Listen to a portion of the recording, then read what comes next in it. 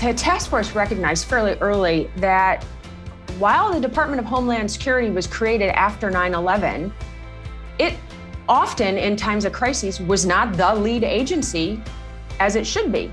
So what we're recommending is an evolution of Department of Homeland Security.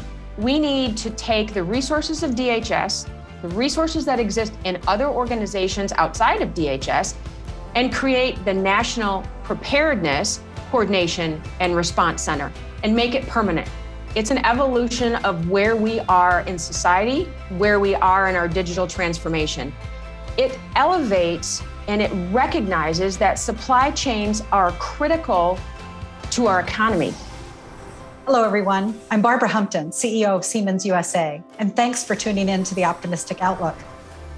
The core theme of this show is that moments of intense disruption provide us with the greatest opportunity for us to shape the future we want. And I'm not sure if any infrastructure topic illustrates this better than the one we'll address today, which is the state of America's supply chain and our national preparedness. As we face shortages of everything from PPE to semiconductors, it's revealing a need for what I've been calling glocalization. Think about strong local supply chains that ensure we have multiple sources of critical supplies. And here's the big idea. Instead of having a national stockpile of physical supplies that might be needed in case of an emergency, what if we also had a strategic digital twin reserve?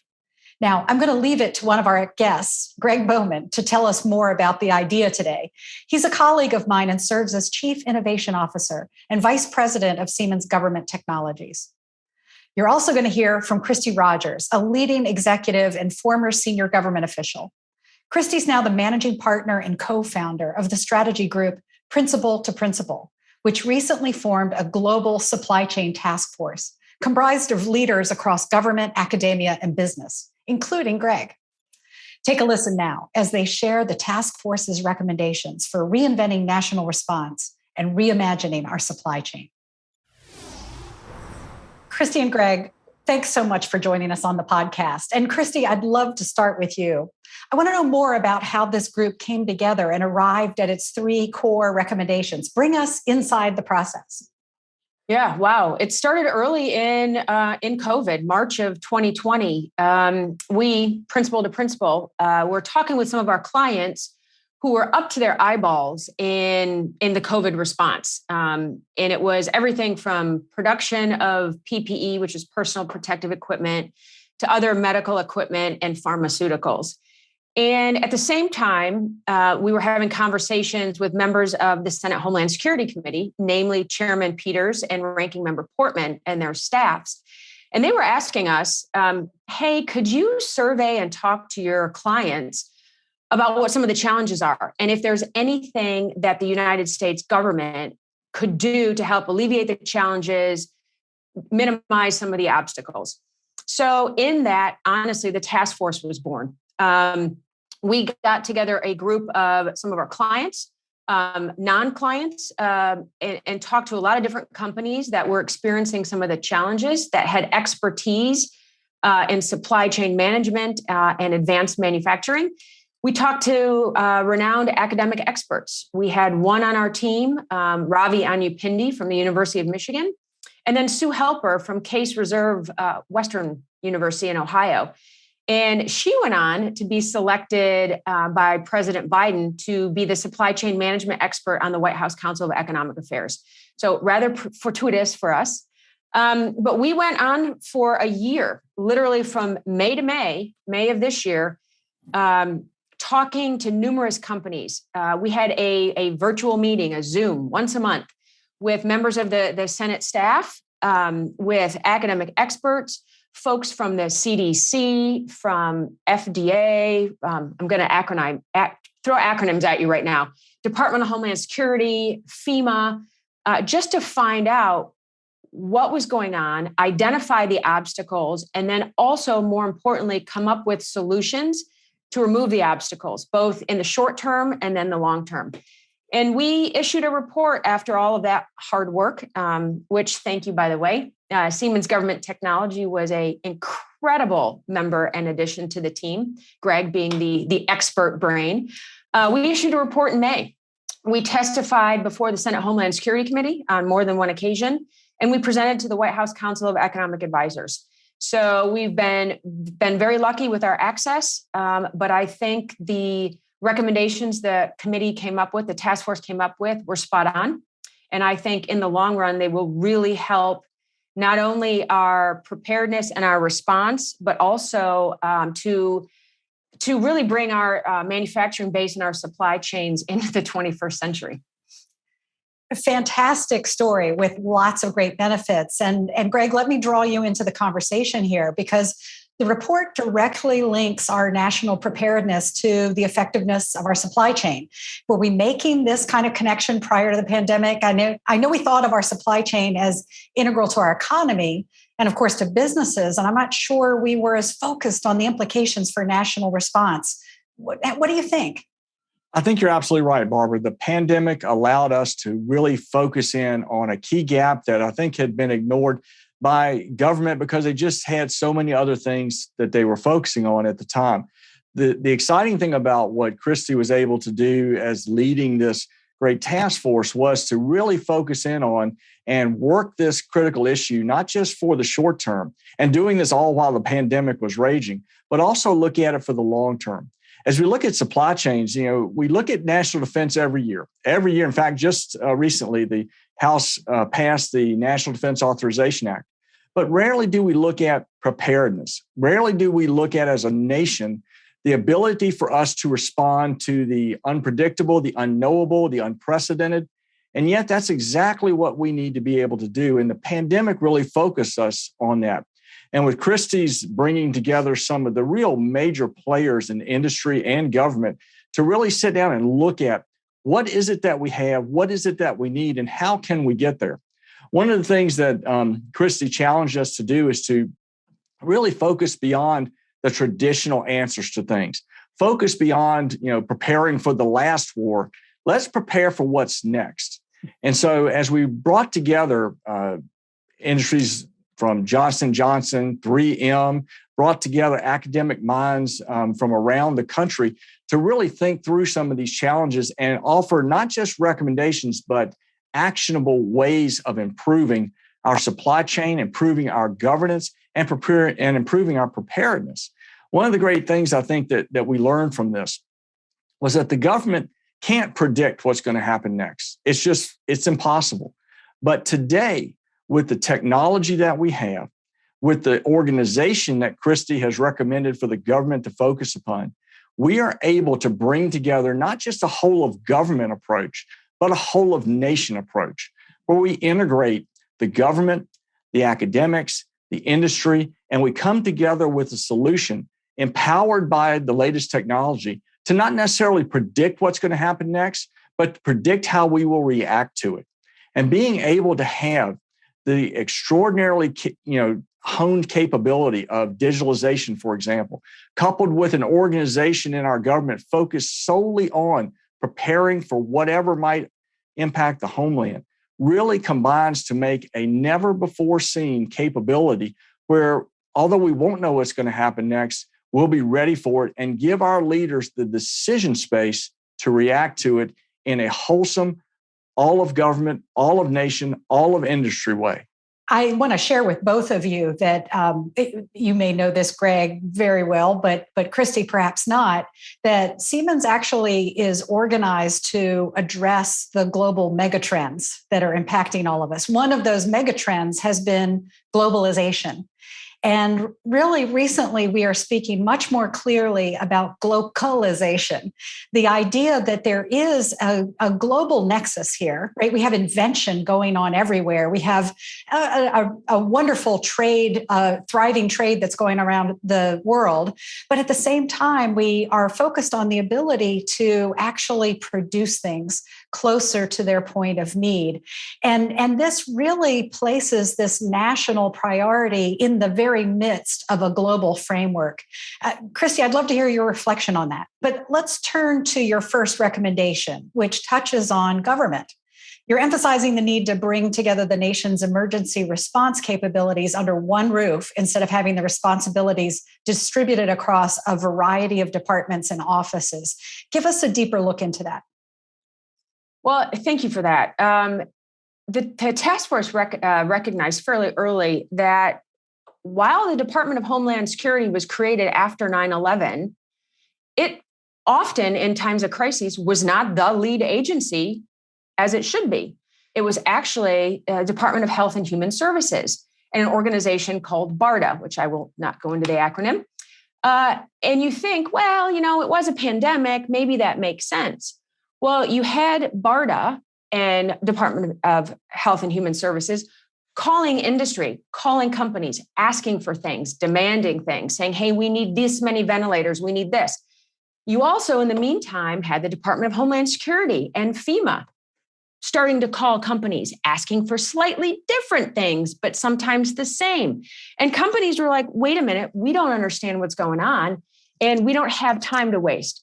So can somebody please help us? And honestly, that was one of the original calls we got from a member company, a client, 3M. They said, hey, Christy, can you help figure out, do we need to listen to the Department of Homeland Security or do we need to listen to HHS, which is first? So what we're recommending is an evolution of Department of Homeland Security. We need to take the resources of DHS, the resources that exist in other organizations outside of DHS, and create the National Preparedness, Coordination, and Response Center and make it permanent. They have the lead. It's the one-stop shop, and they're the ones calling the shots. Great. Okay. And then, Christy, the second recommendation looks at how the federal government can support a national supply chain strategy. Tell us about it. Our intent was not to create another, government agency or bureaucracy, but it's an evolution of where we are in society, where we are in our digital transformation. And with the creation of a National Supply Chain Institute inside the Department of Commerce, it elevates and it recognizes that supply chains are critical to our economy.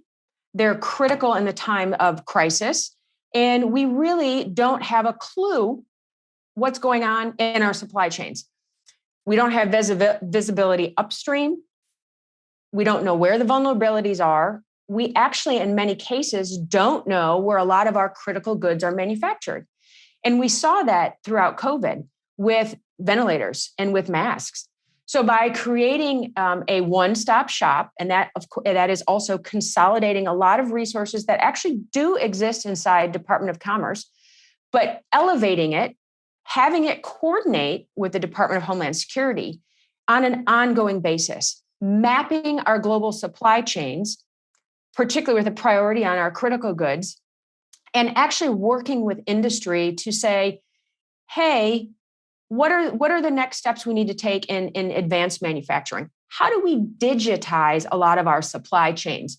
How do we help improve the resiliency and the stockpiling of our national strategic stockpile? What types of advanced manufacturing and emerging technology can we use to alleviate a lot of this wasted time, energy, and resources and stoppage of the delivery of goods, which we're experiencing right now in COVID. So I think recognizing that supply chains will continue to be a priority at post-COVID, the National Supply Chain Institute will do that. We're already seeing signs of just the power of this idea. I am proud to say that Siemens is already working with Department of Commerce and the NEC, looking at the importance of new capabilities in our semiconductor supply chain. We're all looking forward to passage of the CHIPS Act, and really believe that doing simple things like ensuring that there's a test house and additional chip fabrication production in the United States is really vital to our national security. And already the government agencies are on the move with really broad support from industry. This brings us to what's possible with technology and through transforming U.S. manufacturing. Craig, give us the high-level view of the third and final recommendation in the report.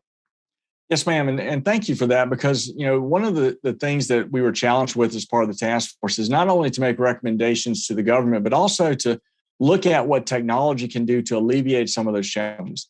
And as we looked at manufacturing specifically, we saw that the ability to move goods and services around the world can be impacted from a number of factors, whether it's something that happens in the Suez Canal, something that happens with a particular country that we're relying upon for raw materials. Something happens in the ability of one particular location to manufacture a critical end item. And honestly, we read your op-ed, Barbara, we were very excited about the ability to look at a strategic national stockpile made of digital twins. And so the ability of the government to take what is there and what is needed in a rapid fashion, rely upon industry and move that digital recipe, that digital twin, that digital thread to the point of need and to a place that can manufacture it was absolutely essential. And it's well within the technology's capability to do that. Moreover, we looked at the workforce. And I know that in recent times you've looked at workforce alignment as well in your reviews in your podcast. And we looked at that too with the task force. And we focused on the ability to democratize manufacturing. Barbara, I grew up in a very small place. In fact, there's no stoplight in the entire county where I'm from. And we had one factory until we didn't. And I watched as our small town almost evaporated when that factory left. It was a textile mill that moved to China, moved then from China to Vietnam. And now that small town no longer has manufacturing. And that's been replicated around the country, where we've seen manufacturing leave our nation and the workforce go with it. The exciting thing about the technology now is that we can bring advanced manufacturing, state-of-the-art capabilities, train the workforce on it, and have them produce the products and services and the needs that we have, that the country has, very close to where that point of need is. Even more exciting is the ability to ensure that when something happens, when a crisis occurs, that the federal government or a state government can access the latest and greatest technology. The exciting thing about a strategic digital twin reserve is that it is constantly updated with the latest capability, whether it's a ventilator, whether it's how to make swabs, whether it's how to make syringes, whatever is necessary to ensure that the nation gets what is needed. They use the latest and greatest capability. It's not just putting things on a shelf and hoping one day that you'll be able to use them in a crisis. This is ensuring that you can produce at the time of need the things you need, and it's the latest and greatest technology to do that. So we are very excited about the idea and about driving forward with the ability to move digital recipes, digital tools, digital twins around the world and around the country, and ensure that not only are we providing the nation with the ability to get the latest technology, but also helping the workforce improve its capabilities to make that at home. Well, Greg, thanks so much for mentioning the op-ed about the Strategic Digital Twin Reserve. And I'll make sure that we have a link to that in our show notes.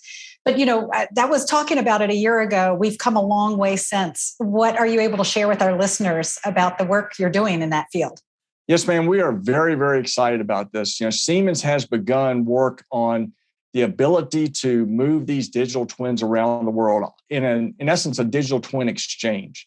And the exciting thing about this, it allows for original equipment manufacturers. It allows for IP owners. It allows for engineers and others who have a good idea to produce that, create a digital twin, and then move it to a producer, to a distributor, to even an end user to make that product when they need it.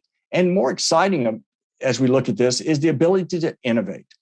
The most exciting thing about the digital manufacturing, digital engineering explosion that has occurred in manufacturing recently is that it allows for those who didn't really have access to the latest technology to now have access to it, use it, and develop new exciting products, new exciting ways of doing things, new exciting ways of helping folks around the world simply by accessing these tools. And then shipping those to a producer, a manufacturer, even a small 3D printing shop to produce those and get them to the people who need them. So what it's really done is allowed for minds around the world, no matter where they are, to be able to participate in global change and global challenges. So we're very excited about this as we move forward. And I think we're going to see great things from digital twins and digital twins exchanges in the future. Well, I'm really looking forward to talking about that further with you. I'm sure we'll be bringing this back in a future show. But let me close with this. Christy, I really want to think about this optimistic outlook. You clearly are turning an idea into action.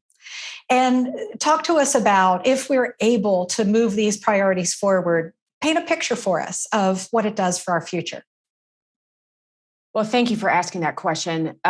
Because one of the things that we said, and I think Greg hinted to this at the outset of embarking on this task force, we didn't want to just create a report that sat on people's desks. We wanted our recommendations to be actionable, to be immediately actionable, and to actually have an impact. So we spent a lot of time thinking about that. And what does that mean?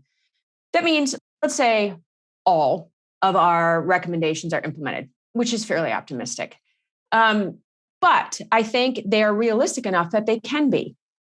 That means that we are actually going to focus on preparedness. We are going to make the necessary changes to have resilient supply chains. We will map our supply chains, identify the vulnerabilities before a crisis happens, and address them.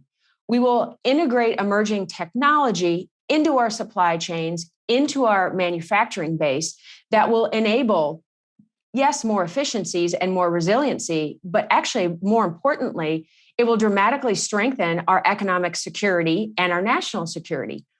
And when we integrate emerging technologies into the supply chains and manufacturing, that will necessitate upskilling or reskilling the workforce. As Greg said, we did look at that. As part of adopting our recommendations, it will be necessary to upskill and reskill the workforce. And what that means is there are going to be more job opportunities, greater opportunities to build wealth. And that just helps families in the economy. And I know this sounds all very pie in the sky, but honestly, it's not. We are known for our innovation, right? America's known for its innovation, its ingenuity. And we just need to tap the innovation and the ingenuity around the world, continue to do so, remove the obstacles that currently exist. And in order to move forward on this, in order to digitize our supply chains, as Greg said, it's going to require both the public sector, the US government, and the private sector. And they really are going to have to roll up their sleeves to do it, but I know we can. And I do think it's imperative as we move forward. I mean, we've got this great global competition going on, and we don't want to come in second. So it's necessary for our economic and national security. And I'm hopeful for it. Well, so am I. Christy and Greg, thank you so much for joining me today. Thanks for the opportunity, Barbara. It's excellent. And thank you for your leadership. Thank you so much. So I hope you enjoyed today's episode. We face unforeseen threats coming at us faster than ever before. But we also have new technology that can help us stay ahead of the threats. We have an opportunity now to transform America's infrastructure and to work together across sectors so that national responses to shocks and stress actually spark new innovations that strengthen our society. Make sure you go now to our show notes to find the report that Christy and Greg talked about and more. And thank you, as always, for listening. Thank you for tuning in. Subscribe on your favorite podcasting platform or to the Siemens YouTube channel. And for show notes and more, go to siemens.com/optimist.